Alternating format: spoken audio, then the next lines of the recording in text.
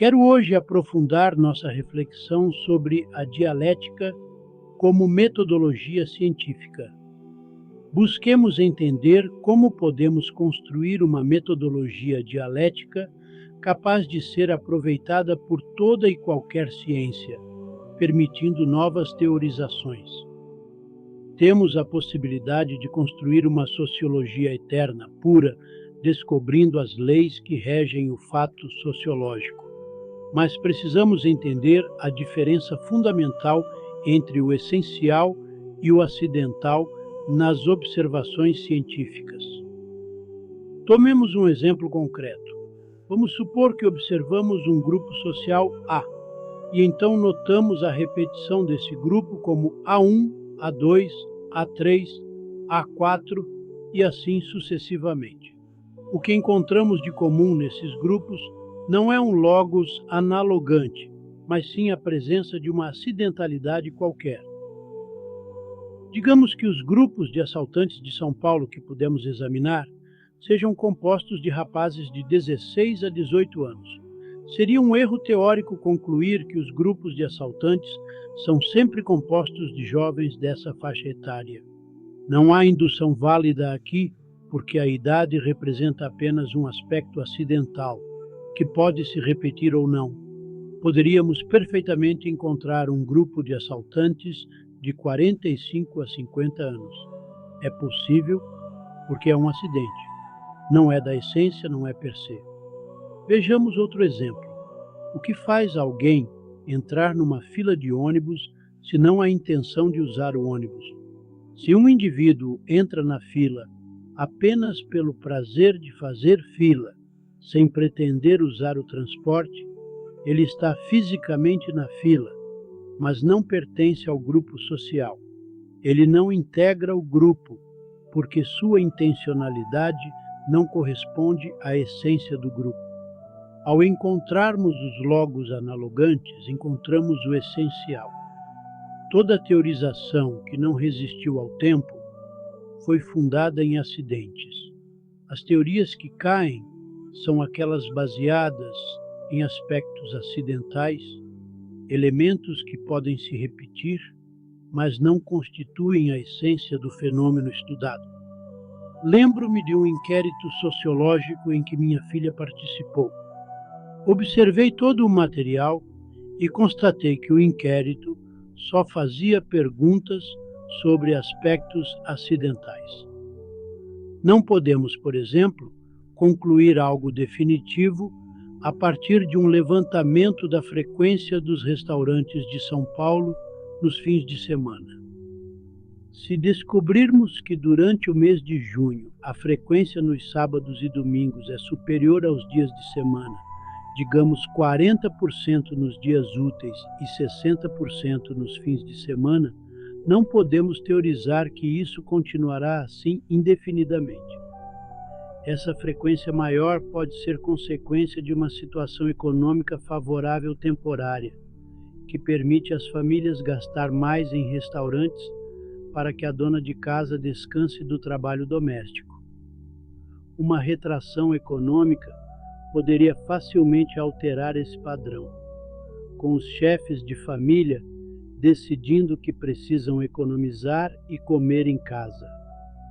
Então, esses levantamentos baseados em acidentes não têm valor para verdadeiras teorizações científicas. Eu não posso compreender um filósofo especialista, considero isso contraditório em si mesmo, pois um filósofo especialista não é filósofo. E estou chegando à conclusão de que não pode haver um cientista especialista no sentido pleno. Ele pode ser um auxiliar de cientista, um elemento que traz dados para o verdadeiro cientista. Veja o exemplo da medicina. Como um médico pode se especializar perdendo contato com o restante da medicina? Isso é impossível. Ele tem que conhecer todo o funcionamento de tudo quanto no homem influi. Hoje, foi publicada uma nota oficial por um Instituto de Pesquisa de São Paulo, afirmando que, após observação do IP roxo Em 20 cobaias portadoras de câncer, elas não se curaram. A conclusão precipitada: o IP roxo não tem capacidade para curar o câncer. Esta afirmação é lógica e dialeticamente falsa. Existem pessoas que, tomando o IP roxo, sentiram melhoras e viram seu câncer desaparecer. Como posso então concluir, baseado no exame de apenas 20 cobaias, que o IP roxo não pode curar o câncer? Onde está o nexo de necessidade? Pode ser um acidente. Talvez com mais 40 cobaias, 10 ou 20 se curassem. Lembremos o caso excepcional da experiência de Pasteur com a vacina contra o carbúnculo nas ovelhas. Aquela experiência funcionou. Suas ovelhas não morreram. Mas, curiosamente, nunca mais se conseguiu repetir exatamente o mesmo resultado com aquele tipo específico de vacina. Aquele fato insólito firmou a posição de Pasteur, permitindo que avançasse em suas investigações, mas cientificamente não se repetiu nas mesmas condições. Com relação ao IP roxo, não podemos estabelecer conclusões precipitadas. Temos uma cobaia com câncer em determinado grau, administramos o IP roxo em determinada dose e essa cobaia não se cura. Como podemos concluir que o IP roxo não tem nenhum papel curativo para seres humanos? Não sabemos as doses ideais nem as condições precisas. Estas conclusões precipitadas são terríveis, mas fazem bastante estrago. Sei que há outras intenções por trás dessas conclusões.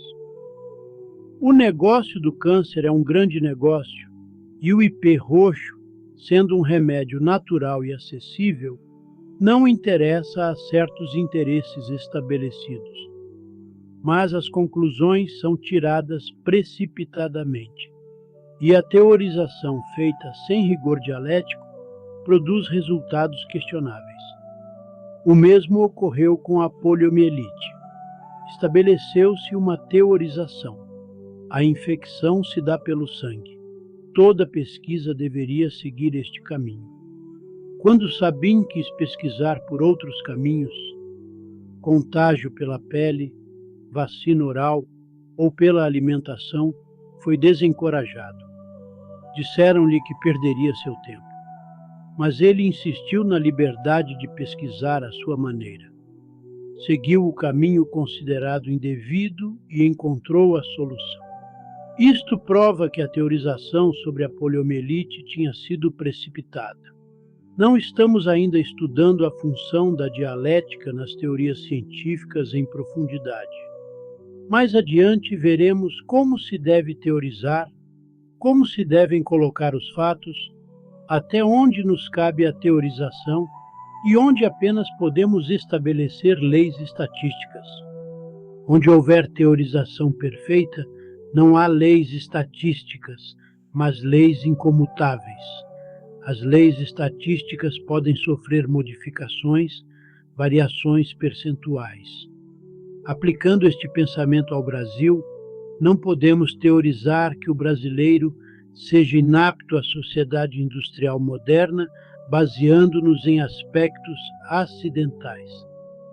Teríamos que encontrar na essência do brasileiro algo incompatível com a sociedade industrial, e isto não existe. O brasileiro pode alcançar uma sociedade industrializada moderna e mais rapidamente que outros povos. O brasileiro oferece uma série de possibilidades que, postas em ação, permitirão dar saltos que outros povos não darão senão através de muitas gerações.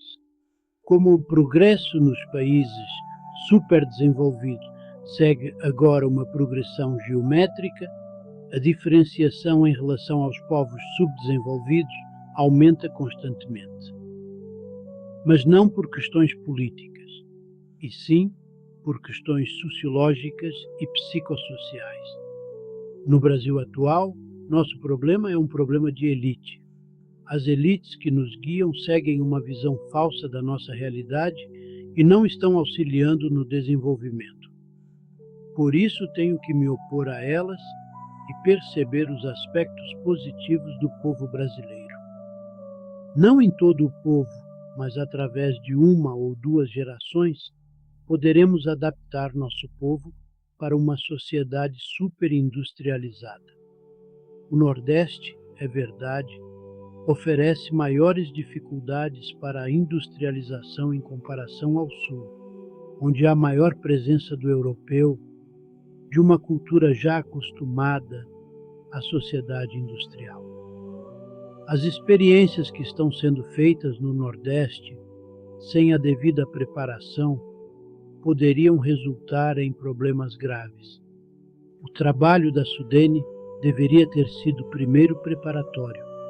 Foi onde me opus desde o início ao plano do Sr. Celso Furtado, que não considerou adequadamente o aspecto étnico, histórico e atitudinal.